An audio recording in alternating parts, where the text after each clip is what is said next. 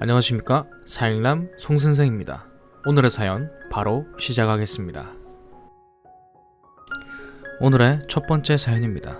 그러니까 남편이 일찍 죽지. 엄마가 간호조무사로 일하던 요양병원 사회복지사와의 긴 트러블 끝에 퇴사를 결정하시고 나오는 마당에 들으신 말입니다. 우리 아빠 53세 돌아가시고 언 8년이 지났을 무렵입니다. 남부럽지 않게 사모님 소리를 들으며 사신 긴 세월 한순간에 노후 대책 걱정하며 종종거리고 사시는 거 뭐든 서툴고 주변 사람 보기에 답답한 점이 있었겠죠. 개인 대 개인의 트러블, 직장 내 스트레스 없는 곳 어디 있겠냐만 다 각설하고 복지사는 전형적인 강약약강 스타일에 원장한테 무조건 예스, 네네, 압류 스타일이고 본인 사촌까지 같은 직장에 박아 본인 세력 키우면서 마음에 안 드는 사람 왕따시키던 주축 세력입니다. 뭐가 마음에 안 드냐? 대화로 풀자. 말을 해달라. 아무리 매달려도 투명인간 취급하고 꼽주고 다른 사람한테 이야기하는 척 드러나는 듯 무시하고 갈구고 아무튼 다 집어치우고 9살 많은 엄마한테 남편 일찍 간 이유가 있다. 너 월세 살지? 앞으로 취업 가능한 줄 봐라. 아직도 너가 예전에 살던 그 사모님인 줄 아니? 결국 승자는 나지 뭐. 너가 나가니깐. 개소리 찍찍한 복지사. 정작 본인은 돈 안 벌고 술만 먹는 남편에 누뚱이 딸 없느니만 못한 남편 두고 시어머니가 죽으며 물려준 허름한 집에 살면서 저는 그 말을 듣는 순간 눈이 돌아갔습니다. 똑같은 인간은 되지 말자 했는데 이성의 끈을 놓아버리고 전화를 해서 쌍욕을 하고 개지랄했습니다. 신고를 하겠다고 얘기하더군요. 처음에는 딸 교육 알만하네 이러더니 전화를 안 받고 무시했습니다. 제가 받을 때까지 약 70통에 연달아서 전화를 하다가 전화를 거부하니 만나서 이야기하겠다는 줄 알고 찾아가겠다 문자를 보냈습니다. 갑자기 먼저 전화가 와서 죄송하다, 내가 미쳤었다, 선을 넘었다, 그래놓고 새벽기도 가서 울면서 회개했다, 선생님 잘 되시라고 내가 빌고 있다, 실수 인정한다. 제가 말할 틈도 안 주고 사과 릴레이를 펼치더군요. 그래서 일단 내일 엄마한테 직접 전화해서 사과하려 한다길래 문자를 보냈습니다. 새해 첫날부터 유감입니다. 정말 찾아뵈려고 했었기에 휴문날 여쭤보려고 원장님과 통화하고 나니 엄마가 얼마나 힘드셨을지 간접 체험을 하게 되어 더 씁쓸합니다. 만나든 말든 알아서 해라. 제3자인 딸이 끼어드냐 하셨지만 아빠 이야기가 나온 이상 다른 일이 아니고 제 일이 맞다고 판단되었고요. 그렇게 중립을 잘 지키시거나 제대로 된 오너가 보일 언행은 아니었기에 매우 실망했습니다. 그동안 엄마가 직장생활 다 힘들지 뭐 라고 하시며 그래도 상대가 오해하거나 내가 실수한 게 있다면 대화로 풀고 싶다 라고 하셨을 때에도 오히려 제가 사람들이 다 내 맘 같지 않잖아요. 그냥 직장은 직장으로만 생각하세요 했었는데 이제 퇴사한 마당이니 새해 맞아 오랜만에 딸을 만나 이런저런 얘기하시는 와중에 정말 저마저도 꼭지돌아 못 참겠더군요. 저와의 통화 녹음을 하셨겠지만 저도 마지막에 복지사님이 실수를 인정한다, 죄송하다 하신 거 녹취해 두었습니다. 솔직히 진심이 느껴지지 않았고 강자에게 약하고 약자에게 강하며 상황을 덮으려고 하신 것 같이 느껴졌었지만 다른 거 다 떠나서 이미 고인이 되신 분에 대한 이야기를 함부로 하신 것에 대해선 꼭 엄마에게 직접 사과해 주세요. 직무 능력이나 성격, 그로 인한 결과들은 개인이 책임져야 할 일이 맞지만 사람이 죽고 사는 일은 그 누구의 잘못도 아니며 오직 하늘만이 가진 권력으로 인간 그 누구도 죽음에 대해서 쉽게 말하고 한 사람이 살다간 인생을 가볍게 인신공격용으로 다룰 주제가 아닙니다. 사회생활 오래 하신 것에 원장님도 복지사님도 자부심이 있으신 것 같은데 마음이 안 맞는 동료나 부하 직원의 경제적 상황이나 고인이 된 가족을 건드는 언행은 정상적인 사회생활이 아니고 갑질이고 폭력입니다. 직장 내 괴롭힘 방지법이 시행되었습니다. 마음먹으면 저 나이 어려도 이미 민사소송 2번이나 겪고 승소를 했겠다. 어머니의 누적된 스트레스로 불면증이랑 이명 들리는 거 진단서 떼어서 고용복지기관에 민원 넣던지 끝까지 해결을 볼 수 있어요. 원장님이랑 두 분이서 마음에 안 드는 직원에 대해 들들 볶아서 내보내봐라 등의 멘트들 주고받으신 거 하나부터 다 들춰내 글 올리고 싶은 마음 굴뚝 같았지만 간신히 참습니다. 또 하나, 엄마에게나 주변에 사람이 고마운 줄 모른다 는 말을 자주 하셨다는데 되돌려 받을 거 생각하고 하시는 행동은 이미 선행이 아니며 그로 인해 빈정이 상하신다면 본인의 그릇이 자금을 뒤돌아보시길 바랍니다. 내일 전화가 오면 받으시라 전달해 두었으니 어른 대 어른으로 또 신앙인 대 신앙인으로 성숙한 모습 서로 보이시길 바랍니다. 이렇게 보냈는데도 분이 안 풀리더군요. 제가 잘한 거라고 확신도 안 서고요. 그래도 성격 지랄 맞은 딸 하나 있다는 거 알았으니 빈말이라도 직접 사과하겠지. 에휴 모르겠다. 새해 첫날부터 빵빵 터집니다. 오늘 아침에 엄마한테 전화를 받았는데 사과 전화는커녕 어제 그 싹싹 빌던 태도는 온데간데 없이 태도를 돌변해서 딸 뒤에 숨는다고 자식 빼고 1대1로 이야기하라 며 딸이 시건방지다고 했다 하더군요. 제가 전화로 그럼 만나자, 엄마 모시고 갈 테니 나 빠지고 두 분이 풀 거 풀고 하셔라 했더니 내가 말실수 한 번 한 거 나는 한 번 사과하면 되지만 니네 어머니는 그럼 나한테 10번 사과해야 해 하길래, 그니까 뭘 그렇게 엄마가 그동안 잘못을 하셔서 그런 취급을 당하고 남편 일찍 죽게 한 여자라는 소리까지 들어야 하는지 나도 얼굴을 뵙고 팩트 파악을 해야겠다니까 오늘은 쉬는 날이고 약속 있고 내일 10시까지 직장으로 오랍니다. 민폐 아니냐, 차라리 오늘 조용히 보면 봤지 직장에서 일 안 할 거냐, 한참 일할 10시에 다른 사람 피해주면서 뭔 얘기를 어디서 어떻게 한다는 거냐 하니 다른 사람 다 듣는 데서 못할 말이면 자기한테 안 하는 게 맞지 하며 원장 있는 사무실로 오라네요. 어떻게 교육을 시켜야 할까요? 다른 잘잘못 서로 주고받은 거 이젠 의미 없다 쳐도 고인 욕보인 거 사과 한마디 그거 받고 끝내자는데 말 안 통하고 무슨 속셈인지 완전 당당해졌습니다. 복지사랑 주고받은 문자나 엄마가 받으신 문자 내용, 원장 입장 통화 내용 총 정리하여 팩트체크 필요한 부분, 직장 내 괴롭힘에 해당하는 내용 파악, 방박할 부분과 예상 반응에 대한 경우의 수, 그리고 사과받을 부분 하나하나 노트에 표시해 두었습니다. 녹취 어플 작동 확인하고 배터리 만땅 채우고 강한 법적 여력은 없지만서도 혹여 있을 소송에 제 주장 뒷받침 근거 자료로 쓰기 위해 각서 2장 이쁘게 준비해서 파일에 넣었습니다. 추후 있을 허위사실 유포나 어머니 재취업 관련 불이익 근절 내용 정말 오랜만에 폭발했습니다. 얼른 가라앉히고 자고 일어나서 내일 엄마 모시고 최고 사양 CCTV 달린 카페에서 차분히 일 치룬 다음에 원장이랑 통화했는데 사무실 내 대화 절대 반대고 나가서 해결해 달라고 하더군요. 행복하게 저녁 먹고 마지막 후기를 올리겠습니다. 사실 저도 갈 때부터 그저 원만히 풀어졌으면 좋겠다, 끝까지는 안 갔으면 좋겠다 하는 생각이 있었습니다. 왜냐하면 제가 화난 이유도 어머님 마음이 다쳐서이고 원하는 단 한 가지도 어머님의 다친 마음을 회복하기였기 때문이었죠. 엄마가 정말 그렇게 끝으로 치닫기는 원치 않으셨고 그럼에도 불구하고 제가 끝까지 밀고 나가는 건 어디까지나 제 욕심이고 저의 한풀이란 생각이 들었습니다. 그리고 대화 시작하면서부터 복지사분의 낮은 자존감, 그러나 강한 자존심이 드러났고 어떤 식으로 대화를 나눠야 하는지, 어떤 부분을 짚어내야 그분이 그나마 수그러들지 쉽게 파악이 되더군요. 그저 제 조그만 욕심은 직장에서 안 맞는 직원이라고 내보내보자, 한번 누가 이기나 보자 식의 언행이 이제는 엄연히 법으로 금지된 행동이고 처벌까지도 갈 수 있다는 걸 인지하셔서 앞으로 직장 내에서 기존 직원들이나 새로 오시는 분들과 같은 일이 반복되지 않기를 바라는 마음이었습니다. 그리고 한 구석에는 제가 이렇게 액션을 취함으로 엄마가 좀 더 기운 내시고 든든하게 느끼셨으면 좋겠다, 못난 딸이지만 엄마 위하는 마음은 이렇게 컸구나 하고 느껴주셨으면 하는 욕심도 있고요. 저는 똑순이도 아니고 열도 잘 내고 또 단순하게 풀어지고 변호사도 아닌 그냥 애 키우며 살고 있는 30살 아줌마입니다. 같이 공감해주시고 격려해주시니까 다시 한번 감사드립니다.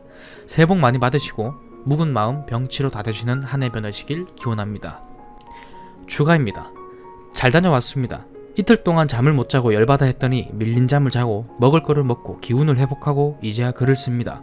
엄마 보고 아래 커피숍에 앉아 계시라 한 다음 저는 직장으로 그 사람을 데리러 올라갔습니다. 벨을 누르니 어떤 분이 문을 열어주셨고 땡땡 복지사분 부탁드립니다 했는데 벌써 시선이 집중이 되고 누가 왔네? 수근수근 거리더군요. 제가 허리까지 오는 검정 긴 머리에 검정 롱 슬릿 드레스에 검정 장코트를 입고 다크 레드 입술을 바르고 갔으니 거기 몇몇 노인분들은 저승사자인 줄 알고 깜짝 놀라셨을 수도 있겠네요. 복지사는 똥 씹은 표정으로 주섬주섬 옷을 챙겨 입고 따라 나서 커피숍에서 셋이 마주보고 앉았습니다. 그 와중에 엄마는 또 그 사람 음료까지 시켜서 앉아 계십니다. 서로 녹취를 켜고 제가 말문을 터뜨렸습니다. 욕설이 튀어나오고 쓸데없는 말 실수를 할까봐 정리한 거 프린트까지 해서 가져갔죠. 원장님, 복지사님, 어머님 세 분 말을 다 들어보니 세 분 다 굉장히 간과하고 계신 사실이 하나가 있더군요. 바로 직장 내 괴롭힘이 발생했는데 발생한 줄도 인지 못하시더군요. 그리고 직장 내 괴롭힘 금지법에 대한 대략적인 내용을 먼저 말했습니다. 어머님께서 사용자에게 이런저런 갈등이 있고 중재해달라 부당하다 말씀을 드렸으나 복지사님과 원장님은 어머님을 말 많은 사람 또는 뒷말하는 사람으로 치부했고 개인 대 개인 일이라며 방치방관을 하였으며 계속된 화해 및 갈등 해소 방안 요구에도 무시하고 회피를 하셨다. 거기에 대해서 인정하시냐 그랬더니 그건 맞다 사실이다 라고 대답했습니다. 직무 관련해서 동등한 지원과 교육 기회를 주어져야 함에도 일적으로 능력이 부족하다 질책하면서도 복지사부는 매번 멘토를 만나 교육받고 일을 배울 때 어머님은 한 번마저도 원장에게 사정사정을 해서 가야 했었다. 복지사부는 어머님이 교육받는 동안 중간에 교육자의 말을 자르며 나한테 알려주면 돼요. 저 이것 좀 봐주세요. 하며 회방 놓은 사실이 있는가 하니 대답을 안하고 계속하세요 라고 비꼬더군요. 복지사님은 누구 덕에 밥줄 연명하는 줄 알고 라는 발언을 하셨다. 한 직원의 채용과 해고 문제를 놓고 원장과 복지사 두 사람이 의견을 나누고 그 결정에 상당한 권한이 있을 정도로 복지사분이 직장 내 우위인 위치에 있는가, 무슨 권한으로 그런 말을 했나 물으니 어감이 다른데 어머님이 1년차에 그만둔다 하시길래 본인이 어디 다른데 갈 데 있냐고 어머님께 여쭈니 정해지지 않았다 해서 원장님한테 가실 데도 없으시고 그 나이에 취직도 어려우실 텐데 원장님이 좋은 말로 잡으시면 그냥 계실 듯 하다라고 말한 거였습니다. 그래서 근데 언어 선택을 누구 덕에 밥줄 연명 이런 식의 단어를 쓰시냐 했더니 그런 말을 한 적이 없다 라고 잡아댔죠. 엄마는 내가 환청을 들었냐고 어이없어 하시고 아무튼 기타 등등 어머님이 겪으신 차별이나 사회적 통념에서 벗어난 몇 가지 인신공격, 말들, 괴롭힘을 나열하며 복지사님의 이러이러한 행동들은 직장 내 괴롭힘에 해당이 되고 사업주는 발생 즉시 중재를 하여 조치를 취해야 함에도 방관하고 직장 내 우위를 이용해 괴롭혔고 이에 따라 이러한 차별이나 과태료 발생이 될 수 있다고 또박또박 전했습니다. 그랬더니 엄마를 쳐다보며 지금 어떤 결과를 원해서 여기에 온 거냐, 뭐를 원하냐 따지더군요. 신고를 해서 진흙탕 싸움을 가길 원하세요? 아니면 깔끔하고 댄디하고 정중하게 사과하실래요? 복지사님께 선택권을 주겠다 했더니 신고하세요 그럼. 이건 들어보니까 원장님이 들을 말이지 내가 들을 말 아닌 것 같은데요? 이럽니다. 그래서 아니죠. 가해자로 지목이 되시는 건데요. 저희 엄마는 이미 나오셨으니 상관이 없지만 복지사님 거기 계속 남아 근무하셔야 할 텐데 아까 제가 거기 방문한 것만 해도 원장님 굉장히 불편해하시고 다른 직원들 눈치 보시는 것 같더라고요. 노동청에서 직원 감사 나오고 사실 조사하고 다른 직원들 면담하고 하는 절차랑 분위기 감당 가능하실까요? 복지사님 때문에 직장 조사받고 주변 동종업장에도 소문나고 사업주가 아니 저 직원은 자기도 할 말하고 잘못한 거는 사과하고 깔끔히 끝낼 수 있는 일을 이렇게까지 키워서 직장에도 피해를 주네 하는 원망 안 들을 자신이 있으세요? 했더니 침묵 그리고 눈동자 지진까지 있었습니다. 중간에 복지사가 어머님은 솔직히 나 아니면 일 여지껏 못했어요. 서류 찾아서 복사하는 거 하나도 어려워하셨어요. 내가 다 도와드렸어요 라고 하고 엄마는 뭐라고? 하시며 턱이 떡 벌어졌는데 아니 엄마 그 시대에 대학원까지 나와서 직장생활 여기가 처음도 아니고 구직도 컴퓨터로 본인이 알아서 이력서 뽑아서 면접 잡고 해오셨고 심지어 복지사보다 엄마가 선배입니다. 그러면 복지사님이 안 계실 때 엄마는 직장을 어떻게 다니셨을까요? 원장님은 무슨 생각으로 자기 일 하나 제대로 하는 거 없고 복사도 못하고 차트 정리, 약 정리 그런 거 하나 못하는 사람을 월 180 이상씩 꼬박 챙겨주면서 2년을 넘게 왜 쓰셨을까요? 완전 원장님 바보 만드시는 발언이시네요. 그리고 그렇게 부당하게 업무를 떠맡는데 왜 사업주한테 이의제기를 안 하셨습니까?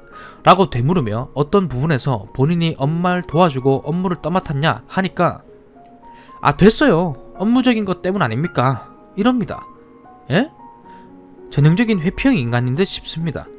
그러다 복지사가 본심을 드러내는 말을 했습니다.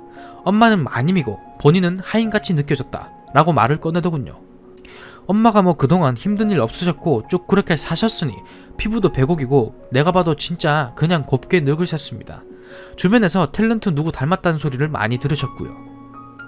그렇잖아 약국 진원이 와도 원장이고 복지사고 다 있는 사무실에서 100이면 100 엄마 보고 원장님 이러면서 말을 걸어서 엄마가 난처했다고 말한 적이 있는데 제가 그때마다 웃으면서 아유 우리 엄마 공주병 오는 거 아니요?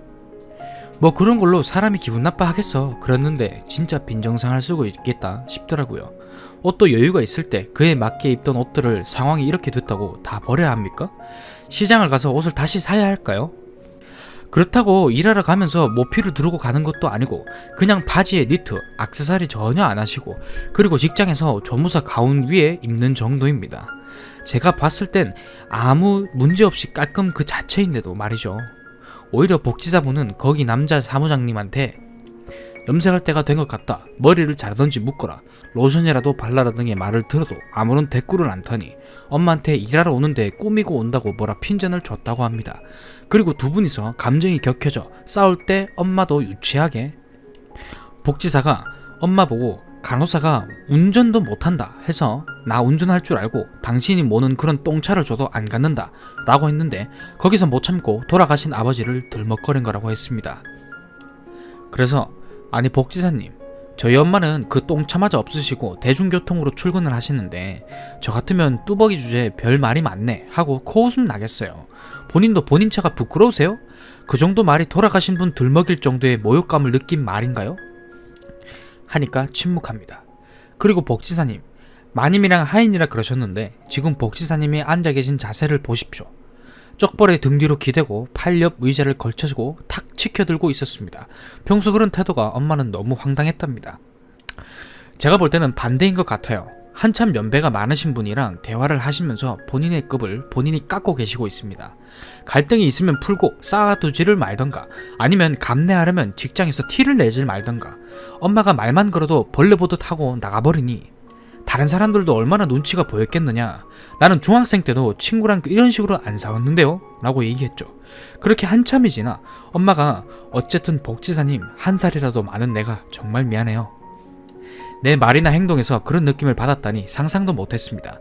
나는 그럴 의도가 전혀 없었고 만약 복지사님이 이런저런 말투로 너무 기분 나빠요, 존중받지 못하는 기분이에요 했으면 나 정말 나를 뒤돌아보고 고치고 변명이라도 했을 겁니다. 이거 어쨌든 산 거니까 마셔요, 목이라도 축여요 하면서 찻잔을 앞으로 더 미니까 그제서야 네 고맙습니다 하고 마셨습니다. 그리고 드디어 복지사가 저도 죄송해요 할 말 아닌데 제가 했어요. 끝까지 못 풀겠구나 했는데 그래도 여기까지 조무사님이 와주셔서 이렇게 풀게 되었네요.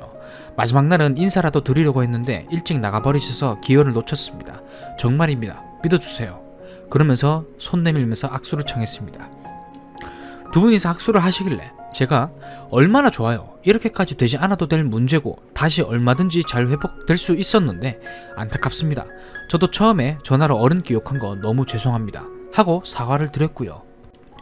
그리고 앞으로 이 자리 이후 엄마에 관련된 어떤 과장된 사실이나 허위사실 유포할 경우 또는 개인적 재취업 관련해서 복지사분으로 인한 어떠한 간접적 피해 확인될 시 민형사상 책임질 것과 약속 불이행으로 노동청 신고나 감사를 나가면 어떠한 이의제기를 하지 않겠다는 각서를 받아놨습니다. 엄마도 사인하고 주고받으셨고요. 오바일 수 있으나 협박식으로 들은 말들이 많아서 아무튼 그리 마무리하고 퇴근한 남편과 생일 맞은 남동생을 거하게 만나 족발을 뜯고 집에 왔습니다.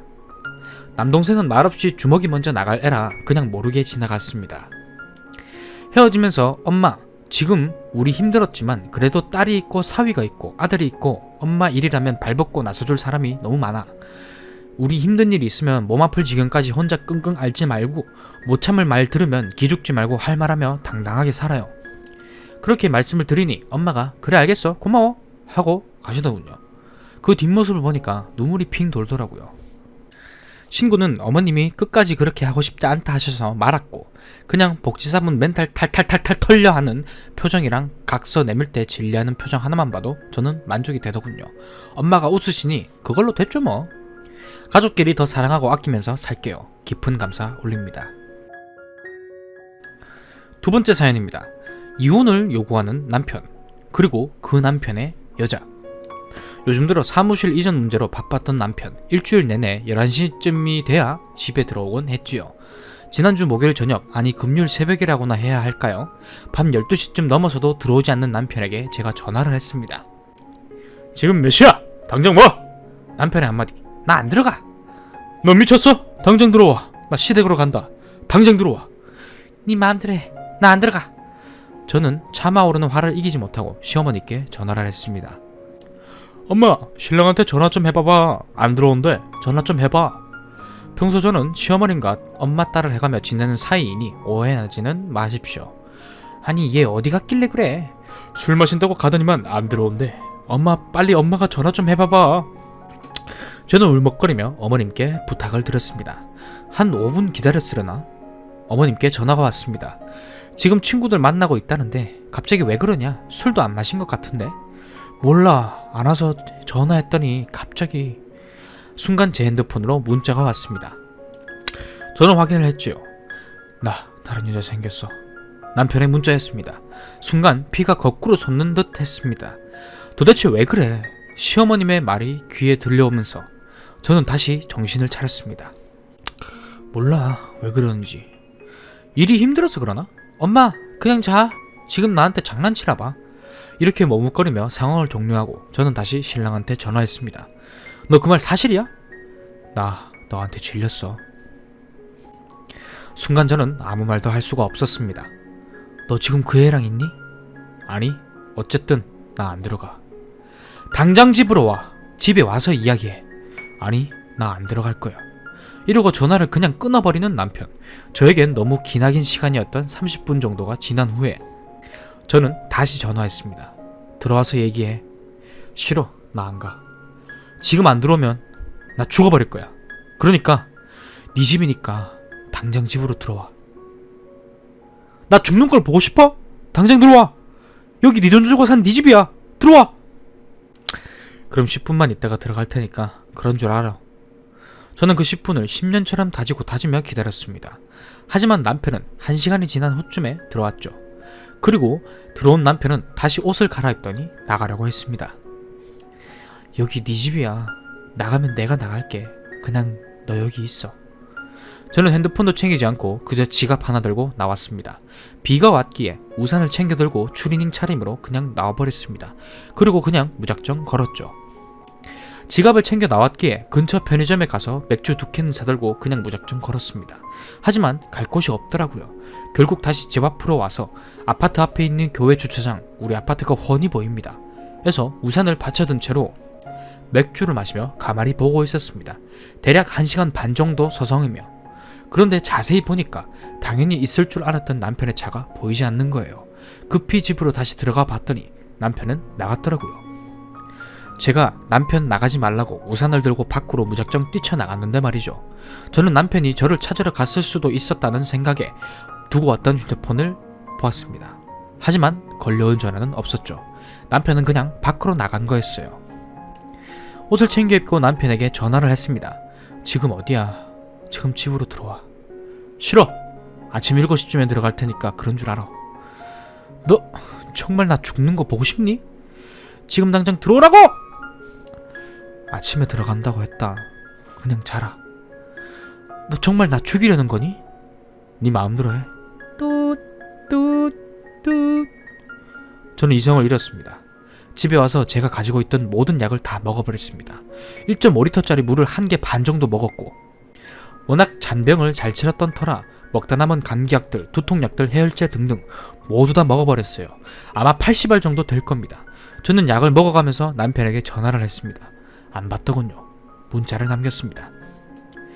나 약 먹을 거야. 취기에 약 기운이 도는 것도 모르겠더군요. 대략 20분쯤 지나자 어질어질해 오면서 약에 취해가는 걸 알 수 있겠더군요. 다시 문자를 보냈습니다. 나 좀 살려줘. 나 죽을 것 같아. 문자도 전화도 없었습니다. 전화기를 안고 잠들었다가 새벽 4시 반쯤에 깨어난 것 같아요. 너무 어질어질했지만 다 기억이 납니다. 전화 한 통 와있지도 않더라고요. 전화를 다시 해봤지만 전화기가 꺼져 있더군요. 제가 약을 먹은 건 정말 제가 죽고 싶어서가 아니고 남편에 대한 배신감과 화 때문에 그랬었거든요. 제 손으로 119에 전화를 했습니다. 한 5분 좀 안 돼서 전화가 오고 구급차가 왔고 저는 병원 응급실로 실려갔습니다. 그 시각이 대략 5시 반 정도 됐던 것 같습니다. 응급실에 도착해서 의사들은 저에게 보호자의 연락처를 물었습니다. 저는 차마 부모님 연락처를 댈 수 없기에 신랑의 연락처를 말했습니다. 잠시 후 의사가 그러더군요. 신랑의 핸드폰 꺼져 있다고, 다른 연락처를 달라고. 다른 연락처가 없다고, 아무것도 없다고 우겨대면서 전 위세척을 받고 링거를 맞았죠. 그리고 한번 잠에 들고 깨어났을 때 아마 8시쯤 되었던 것 같습니다. 그냥 저는 저를 보내달라고 했어요. 이제는 괜찮다고. 의사가 약물 중독이라 중환자실에 가야 한다고 어서 보호자 연락처를 말하라고 하더군요. 저는 신랑 연락처를 말했었다고 연락해보라고 했습니다. 그리고 다시 잠들었다가 9시쯤에 깨어났을 때 신랑이 왔더라고요. 신랑은 아무 말도 없더군요. 잠시 후 정신과 의사가 오더니 우울증을 원래 앓고 있었냐, 자살은 처음이냐, 자살 결심이 아직도 드냐 등등 이런저런 질문을 하더군요. 그리고 자살을 유도한 사건은 무엇이었냐고 저는 그저 울었습니다. 잊고 싶었던 그 짧은 지난밤의 이야기가 그대로 다 살아있었으니까요. 의사가 신랑은 저쪽에 가 있으라 하고 저에게 묻더군요. 저는 울면서 그 의사에게 사실을 말했습니다. 나는 죽고 싶지도 않았다. 그치만 내가 죽는다고 했는데도 신랑이 오지 않았다. 그에게 여자가 있다고 했다. 의사가 다시 신랑에게 가서 이런저런 이야기를 하더니 저보고 입원하라고 하더군요. 정신과적인 치료가 아니라 약물 중독이라 입원해야 좋을 듯 하다고요. 저는 제 몸 이제 괜찮다고 그냥 가도 된다고 통원 치료를 받겠다고 하고 그 응급실을 나왔습니다. 집에 와서 저는 그냥 침대에 누워 잠이 들었습니다. 신랑은 그런 저를 가만히 보더니 다시 회사로 가더라고요. 그리고 그날 저녁 잠에 깨어 혼자 소파에 앉아있던 저에게 퇴근한 신랑이 묻더라고요. 할 말 없어? 저는 아무 말도 할 수 없었죠. 그러고 한 10초쯤 있었으려나? 신랑은 그냥 방으로 들어갔습니다. 그게 지난 금요일 밤이었죠. 그 후 다음 화요일인 오늘 저녁까지 신랑은 저에게 한마디도 하지 않았고 집에 11시 넘어서 들어왔습니다. 집에 와서도 말 한마디 하지 않았고요. 어제 제가 늦게까지 안 들어오는 신랑에게 전화를 했을 때 안 들어와? 이따 들어갈 거야. 할 얘기 없어? 난 네가 무서워. 어떻게 약 먹을 생각을 하니? 그 여자랑 있니? 넌 날 모르냐? 내가 여자 만날 시간이 어딨냐? 그럼 나랑 이야기 좀 해봐. 이따 이야기하자.